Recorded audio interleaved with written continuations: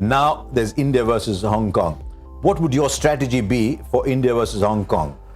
All the batsmen that I want to play against Pakistan Will play. would play. Yes. If I'm looking after this Indian side at the moment, my top 6 that I want to play against Pakistan and I want to move forward in the tournament, they play tomorrow. Bowling point of view, I know Bumrah did a lot of work in India, in England in the test matches. Maybe he still needs another day off. He's going to be a key component against Pakistan in the back end of the tournament. So maybe he can get one game off. But barring that, I'm playing my front 6. So Rohit and Shikhar, KL Rahul at 3. I'm batting MS Dhoni at 4. Yes. Which I'd like to see. Kuldeep Yadav at 5, and I would go with. Kuldeep? No. Sorry.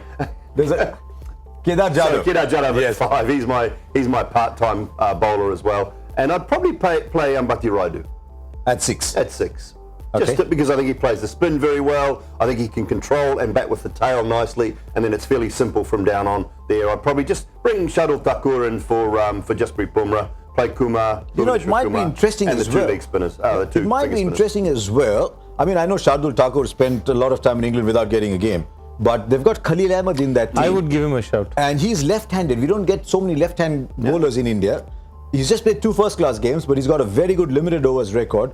And they say he's got a bit of nip around him. He's got time. Zahir couldn't stop talking about him, and he saw him intimately because he was there at the Delhi Daredevils. Yes.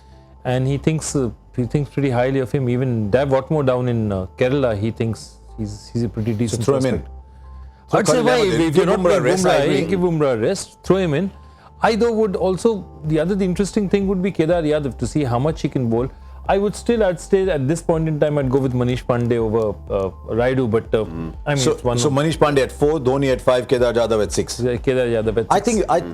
I think if Dhoni says I don't want to bat at 4, then maybe Manish Pandey is a better bet at 4. yeah. But tell me, if you are Ambati Rayudu, can you look Rayudu in the face and say, give me more? Because he's done everything that's been asked of him.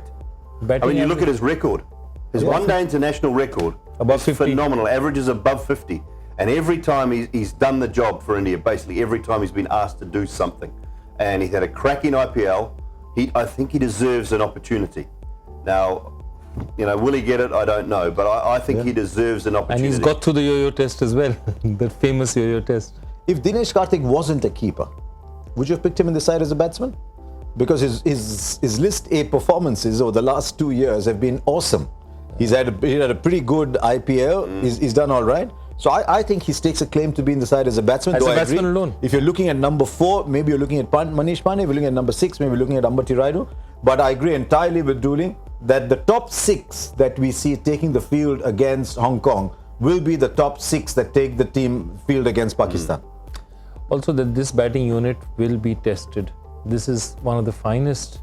This Pakistani bowling attack is a serious bowling attack. They're going to be tested. So the other thing will be, again, this is not a ground where you're saying 320, 330. This could be a place where you need to bat, maybe see it a bit more, 250, 260. I'm even saying somebody like a Rahul may have to sort of rein in his natural, let me go after the bowling in a limited over match and just play it a bit more. I don't think it's going to be that kind of a pitch where you just go there and 340 is par. The one thing is, the moment the games become 230, 240 games, then Dhoni's roles get stronger and stronger. The moment you get into 300 plus games, then Dhoni's recent inability to force the issue starts to become work against you. But 240 games, he's a master of managing the situation. So actually, it might benefit India if the tournament becomes a 240, 250 tournament. Yeah, it may do. And I think the other side of that, though, is they want to win this tournament in India, I'm sure. That's the first and foremost thing. But moving forward and looking to England, they are now 330, 340 wickets. Yes, absolutely. So where do you want your players batting, and who do you want in those positions? If you're an Indian team looking forward to the World Cup, coming to New Zealand, our pitches are flat, our grounds are small. There'll be 300 scored every game in New Zealand. I can just about guarantee that as far as the one days are concerned down there.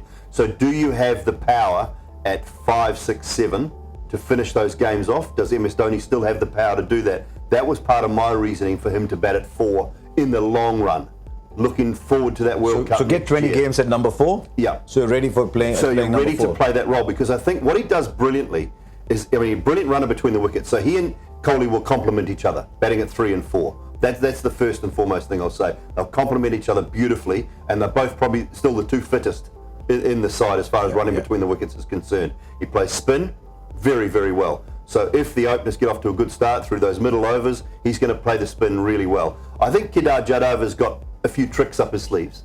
Yes. You know, he can play the funky shots. I think he can finish an innings off. He can. I think Ambati Raidu can probably finish an innings off if that's the question. So you've got two options there. Two correct. options there at 5 and 6. That would be my thinking. And then maybe you've got your Pandya who can hit it out of the park if required as well at 7. So that would be why I would do it. Now, if they're looking at purely and simply winning this tournament, maybe 5's his spot.